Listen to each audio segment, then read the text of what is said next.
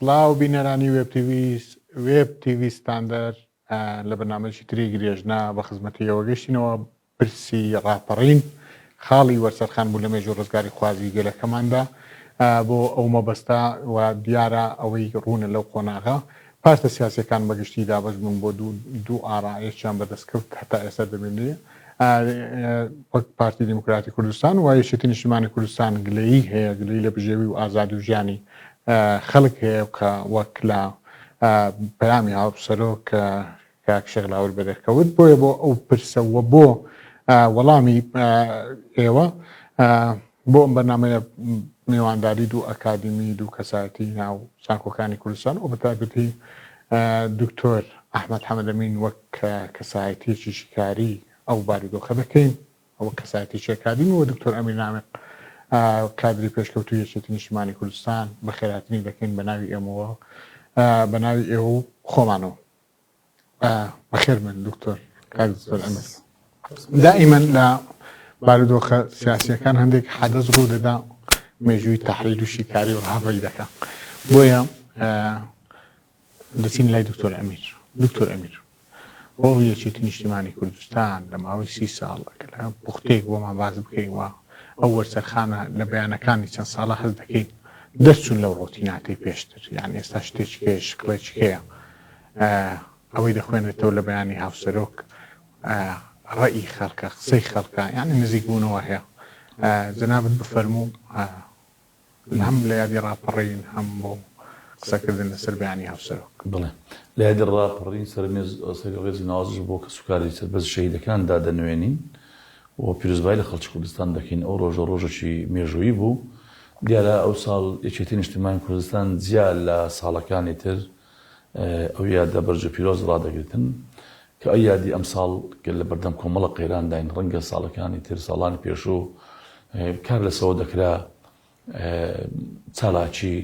یادەکە چۆن بکری و کاتی ڕاپەڕین چۆن بۆ شێوازەکانی چۆن بۆم لە یاگزان یەکێتی داینەمۆی ڕاپەڕین بۆ لە ئەلامەکەی و هێزی پێشمەرگە بۆ شانەسێردارەکان و ڕێخستنەکان و پێشمەرگە پارتیزانەکان و جەماوەری یەکێتی و بە شێوەیەکی جەماوەری کوردستان پاڵپشت بوون دیارە لەو ڕوانگەیەوە ئێمە وەکو یەکێتی هەمیشە بە شانازیەوە ئەو یادە بەرز ڕادەگرین لەبەرەوەی خۆمان وا دەبینین کە پشکی شێرمان هەبووە بەڵام ئەوەی کە ئێستا دەبینین کە لەکەمان لە بەردەم قۆناغێکی زۆر هەستیاردایە بواری ئابووری لە ڕووی ئابووری و تووشی داڕەمان ژێرخانی ئابووری زۆر خراپ بووە لە ڕووی پەیوەندی دیپلۆماسیەکان و پەیوەندە نێودەوڵەتیەکان پەیوەندی سیاسیەکان هەست پێ دەکەین گەڕانێتەوە مەڕەبای یەکەم خراپتر لە مەڕەبای یەکەم وەست پێ دەکەین گوزەرانی خەڵک زۆر خراپە خەڵک بێزار بۆ لەو دۆخێکی ئێستا هەیە و هەست پێ دەکەین ئێمە لە چوارچێوەی عێراقیش بە پێویست نین و ئەو قۆناغی هەیە گەیشتوتە ئاستێک کە لایەنە سیاسیەکان بەداخەوە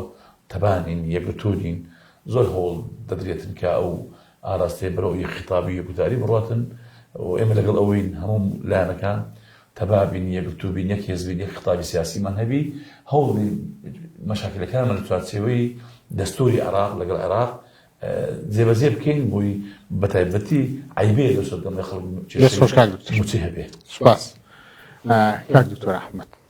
کام بزوتنەوەی ڕزگاری خواست لە دنیا دەرفەتێکی بۆ نێودەوڵەتی بۆ هەڵکەوێ بخۆتان دەزانن ینی ڕاپەڕین بۆ هەموو گەلانی ژێردەستە ئەو خاڵەیە کە دروشمەکان لەگەڵ خزمەتگوزاری کە خەڵک هاوشان لەگەڵ هێزی پێشمەرگی کوردستان ڕاپەڕی وەک ئەکادیمیەک هەڵسەنگاندنت بۆ دوای نەوەتەکان و واسی ساڵ تێدەپەڕێ چۆن هەڵدەسەنگێنی بۆ سیستەمە سیاسیەکە بۆ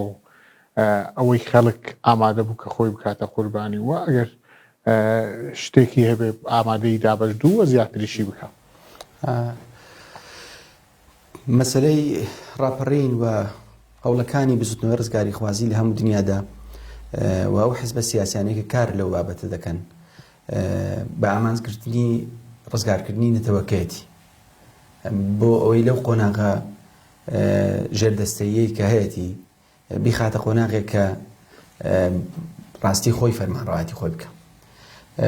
لە دوای ساڵی 1975 دوای نسکۆ خۆتان دەزانن لە مێژووی حرەکەی کوردی قۆناغێکی دیکە دەست پێ دەکات قۆناغی فرەحیزبیە لەم قۆناغی فرەحیزبیە هەموو حیزبە سیاسیانەی کە لەناو ساحەی سیاسی یعنی کوردستانە لە خەبات و تێکۆشاندا بوون کۆمەڵێک ئامانج و دروشمیان بەرز کردبەوە کە خەڵکیان بە دەوری ئەو دروشمانە کۆ کردبەوە و لە ناو شارەکانیش کە ئەو خەڵکانی کە نەچوو بوون ینی وەکو پراکتیک کاریان نەدەکرد لە ناو حیزبەکان ئومێدێکیان بەو حیزبە سیاسیانە هەبوو لە کاتێکدا کە گەر بتوانن لە قۆناغی ڕزگاری خوازی سەرکەوتوو بوون ینی شێوازەشی دیکە فەرمانڕەوایەتی یان بکەن و ئامانجە نەتەوەیەکەکانیان بە شێوازەشی کە بەدی بێن بەداخەوە دەکرێت بڵێن لە دوای نۆتویەکەوە سەرەتاکانی تاڕادەیەک دەکرێت بڵێن هێشتا ئومێدەکە وجودی هەیە بە حکومەوەی کە هەندێک گۆڕانکاری دێ ئینسان دەبی لە ڕووی ئەکادیمی و کاڵسانگان دەکات تۆزێک بە ئینسافەوە قسە لەسە بکە مەسەلەی پەرلەمانە هەڵبژاردنە حکوومەت دامەزراندنە مەسەلەن بۆ نمونە بڕیاردانی فیدرالی ئەمانە شتی باشن بەڵام بە دوای ئەوەوە لە واقعی عەمەلیدا ئەو حیزبە سیاسیانە نەیانتوانی ئەو بەرنامزە جوانەی کە خۆیان هەیەیان بوو لە ناو پێڕۆ پرۆگرام و ئامانجەکانیان دەبوو پراکتیزەی بکەن بۆیە کەوتنە ململانەیەک لە نێو خۆیاندا ململانەکان بە ئاراستەیەکدا ڕۆیشتن زمانی دیبلۆماسی نەیتوانی جیاوازەکانیان کەمتر بکاتەوە خاڵە جەوهەریەکانیان بەیەکەوە بخاتەوە سەر ڕێسکەی ئەوەی خۆی یەک دەقەگە لێرە تێنەپەڕی لە حەزەیەک جەنابەت دەزانێت قۆناغێکمانەیە قۆناغی تەوافقی 50 بە 50 وە خۆی وە دواتر حکوومەت و پەرلەمان یعنی چاوەڕێی چ زیاتر دەکرد کە حکوومەت ڕۆڵی خۆی بینی لەوەی وازە نابێت باز دەکەی قۆناغی پارتە سیاسیەکان یعنی دەتوانێت ئەو ئەزمونە بۆ ئەو قۆناغەوە بە تایبەتی ئەو هەموو گوشاری ڕژێ یعنی چی ناوبنی خۆی دەزانیت چی ئەم قۆناغێکی بە نەزەری من زۆر کورتە ینی تۆ مەسەلەن دوای ڕاپەڕین دەست پێ بکەوەی کە بەری کوردستانی فترێک تۆ جارشکە کۆچڕەوەکە دەست پێ دەکا و دەگەڕێەوە حکوومەتی عراقی بە تەنسیق لەگەڵیتی و دوای حکوومەتی عراقی رەبەجێ دێرین حیزبە سیاسیەکان دەیانێت لە ڕێگای مقەڕەکان و بارەگەکانی خۆیانە بەڕێوە بن تاوەی تەسمیری حکوومەتی دەکەن لە دوای دروستبوونی حکوومەتیشا فترێکی زەمەنی زۆر کورتە لەبەرەوەی یەک شت بڵێن یعنی واقعیە پرۆسە دیموکراتیەکەی هەڵبژاردنەکەی ساڵی 1992 بە وەکو بڵێ بە تەبیعەتی خۆی لەدایک نەبوو تەبیعەتێکی سروشتی خۆی نەبوو کەوەی کە مەسەلەن دیموکراتیانە هێزەکان دەسەڵات وەربگرن دوایە ئەوە بوو کە پەنا بردرا بەوەی ئەوەی کە تۆ لێنا تەوافقی 50 بە 50 کە بەو شێوازە حکومڕانیان کرد لەو فترەیەشدا تا ئەوەی کە ینی شەڕی ناوخۆ لە نێوان دوو هێزە سەرەکیەکە ڕوو دەدا هەرێمی کوردستان لە دوو شێوازیشان ئەوەی کە ئەگەر لێمان زوێر نەبن سەرکردە سیاسەکان و باڵادەستەکان و هێزە چەکدارەکان خەریکی ئەوە بوون کە کەلوپەلی دام و دەستگاکانی میری ببن وەکەوەی کە خاوەنی ئەم وڵاتە نەبن بە دیوێکی دیکەدا حیزبە سیاسەکان خەریکی ملشکاندنی یەکتر بوون جگە لەم دوو هێزەی کە دواتر لە دوای 94 و ئەواخری 93 و بیداتی 94 بە گەرمی دەکەونە شەڕی ناوخۆ لەگەر حیزبە سیاسەکانی دیکە شەڕیان هەبوو مەسەلەن بۆ نمونە ئەچێتی لەگەڵ دەستۆی ئیسلامی شەڕیە هەردوو هێزەکە لەگەڵ پەکەکە شەڕیانەیە ئەمانە هەمووی وای کرد کە تۆ زەمانێکی ئیستقراری سیاسی وجودی نەبی لە هەرێمی کوردستاندا لە پاش زەمانە ئیستقرارە سیاسیەکە وای کرد کە مەسەلەی شەڕی ناوخۆ بێتە پێشەوەی تر دواتر دوو ئیدارەیی و شەڕ و ئەوانە هەمووی ئەوەی کرد کە نانائومێدیەک جارێ قسە لەسەر نائومێدیەکە ناکەین هێشتا ئومێدەکەیە بەڵام ئومێدی خزمەتکردن وجودی نیە لەم وڵاتەدا ئومێدی جێبەجێکردنی و ئامانجان و ئەو وەکو بڵێ شیعارە جوانانە نینە کە تۆ لە خەباتی 19 ڕزگاری خوازی هەڵت گرت دکتۆر دەستخۆش بێ ئێمە دوای دێنەوە لای جەنابەت بۆ قۆناغی 2003 و پرۆسەی ئازادی ئەوانە باز دەکەین بزانیت ئەزموونی هەرێمی وەرچەرخا دکتۆر ئەمیر یەکێتی نیشتیمانی کوردستان وانەسرا لە شۆڕشی نوێ و ڕۆڵی کاریگەر هەبوو و لە بە تاکیدیشدا ڕاپەڕین وانە ڕۆڵی کاریگەرە بووە بە تایبەتی ئەو کەسی دووەمی یەکێتی کە ئەندازیاری ڕاپەڕینی تەماشاکەک نەشوران پێس پێدرا بوو بۆیە ڕۆڵەکە نادیدە ناگیرێ بەڵام وا لێک دەدرێتەوە خەچکە بۆ خاوەنی ڕاپەڕین یعنی ئەو لێکە هەواداران یەکێتی نیشتیمانی کوردستان لێ دەکرێت یعنی بۆ ماوەیە ئێوە ئەو هەڵانە چ بوو کە قوربانی دەربن و خەڵکیکە بتوانێت بێتە سەر خەرمانی سەرکەوتنەکانیان نەتوانن خاوەنداری سەرکەوتنەکانی خۆتان بکەن یەک لەو سیمە جوانانێکی یەکێتی نیشتیمانی کوردستان بە تایبەتی ڕەبەری گەوری کۆچکرد و جەنابی مام جەلال کاری لەسەر دەکرد یەکێتی نیشتیمانی کوردستان بۆ خەڵکی کوردستان و گەلی کوردستان دامەزراوە یعنی ئامادە بۆ یەکێتی بە قوربانی گەلی کوردستان کە نەک گەلی کوردستان بە قوربان یەکێتی بکە یەکێتی لە پێناو ئاشتی و تەبایی و ڕیزی نێوان گەلەکەمان زۆر قوربانی بە حزبەکەی خۆیدا تەنانەت بوو بۆ کاریەوەی قوربانی بە هەندێک لە کادرەکانش دەکە بەو سیاسەتە یەکێتی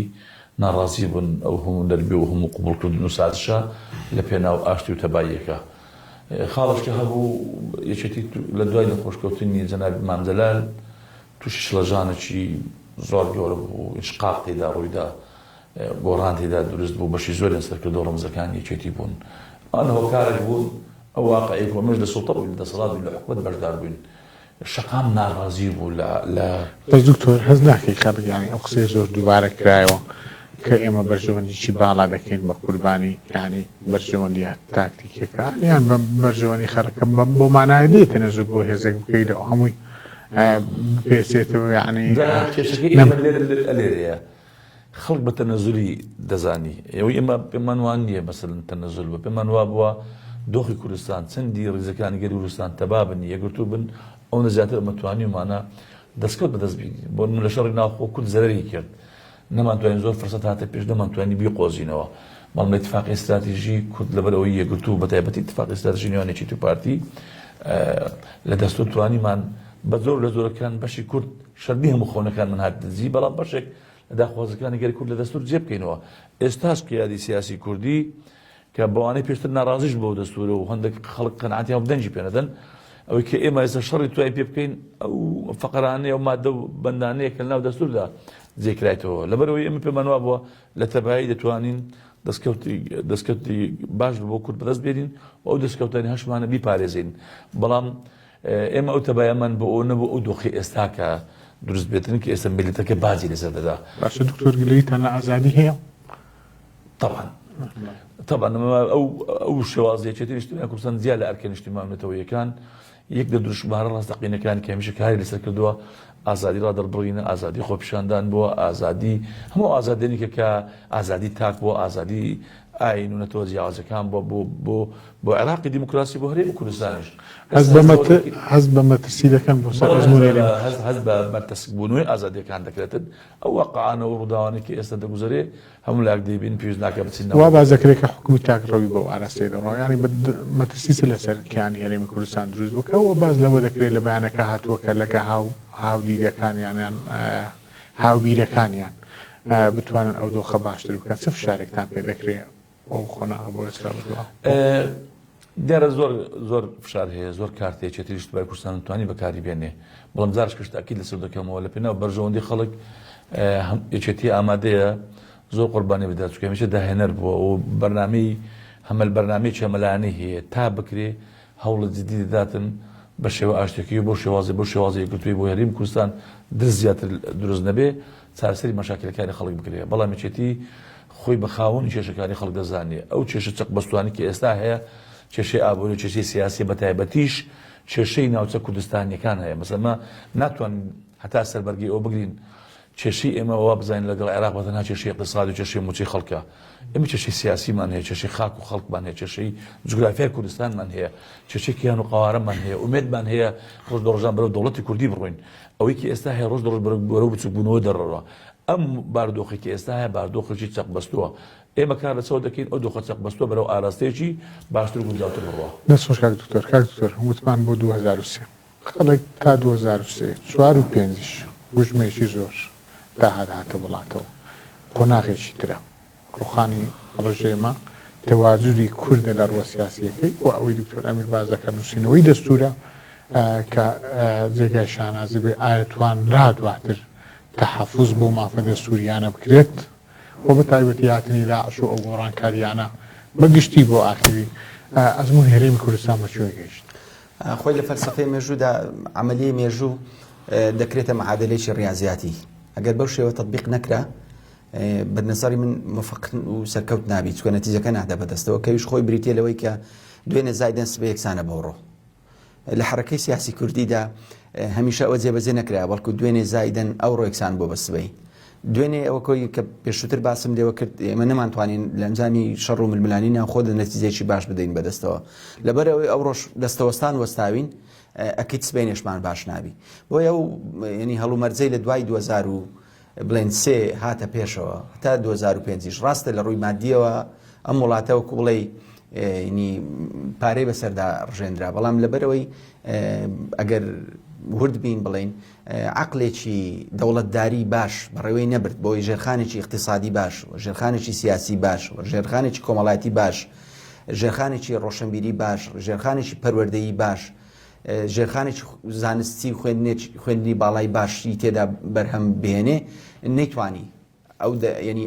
ئەو نەتیجە بدات بەدەستەوەی کە دەبینین ئێستا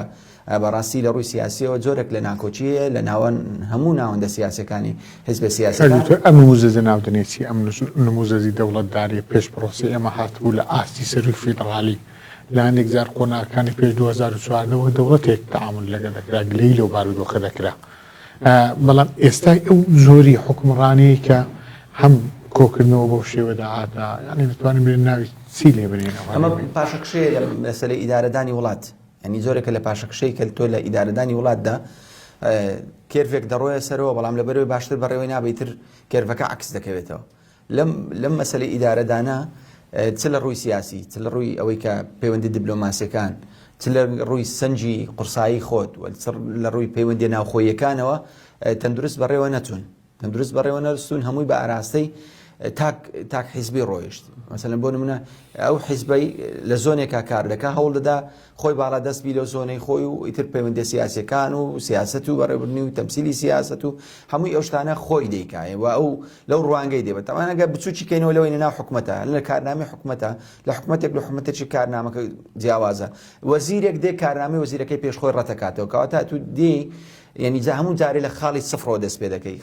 دەستپێکردنەوە لەو خاڵی سفرە بە تایبەتی خۆ تۆ زەمانێکی دوور و درێژ بەسەردا تێنە پەڕیە خۆ ناچێتە ناو چوارچێوەی ئەو خولانەوە بازنەوەی کە ئیبن خەلدون لە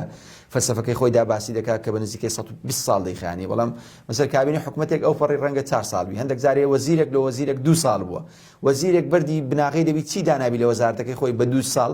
دواتر پاش ئەوی وەزیرێک دێ بە کاملی ئەوی ڕەشەکاتەوە 15 ساڵ سەرۆکی وەزیرانمان هەبوو بەس نەبدیجان دوکتۆر ئەمیر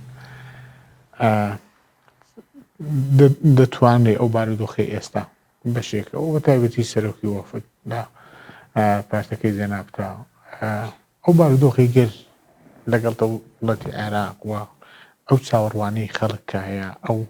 شکلی خەریکە تۆڵبوونەوەی هەندێک زار بە ناوی دامەرکەزیەت و ئیدارەی سەربەخۆ تەسەوڕ دەکەن ستان پێ بکرێ بۆ خەڵک چاوەڕێی ستان لێ بکات ئەو بارودۆخی کە لە هەرێمی کوردستان هەیە ئێستا دەگوزارێ من دەکرێت مثلا ناکە هەموو شتەکان هەر بخینە سەر خەتای هەرێم پارتە سیاسەکان بەشێکی زۆریش عێراق تێدا مەسئولە ئێمە هەمومان دەزانین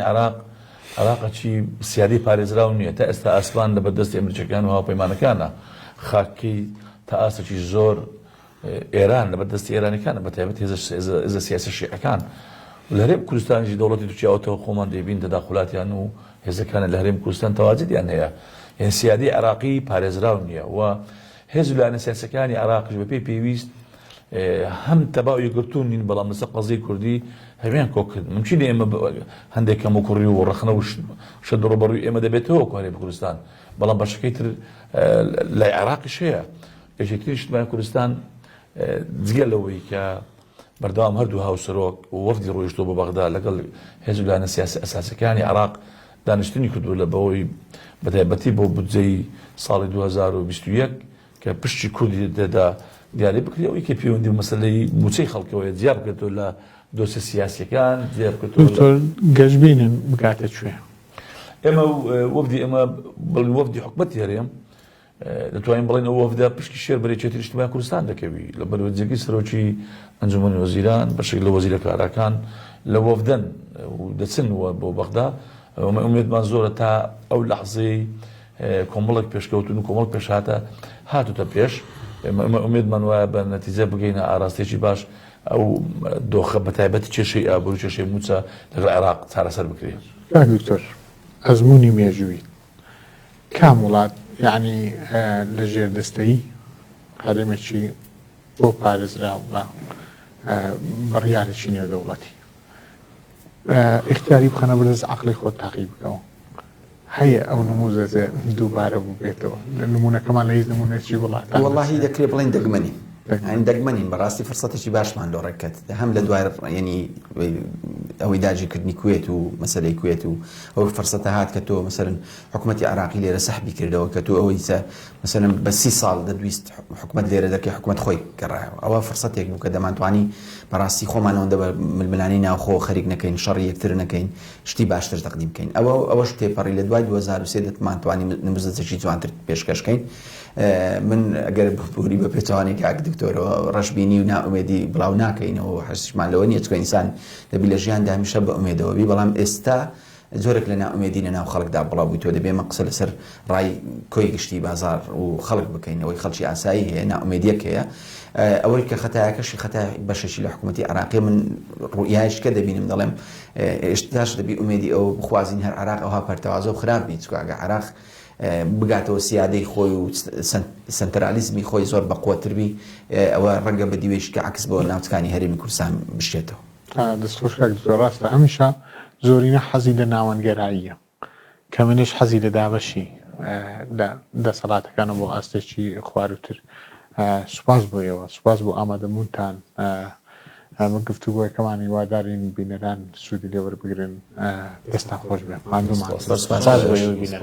دەستان خۆش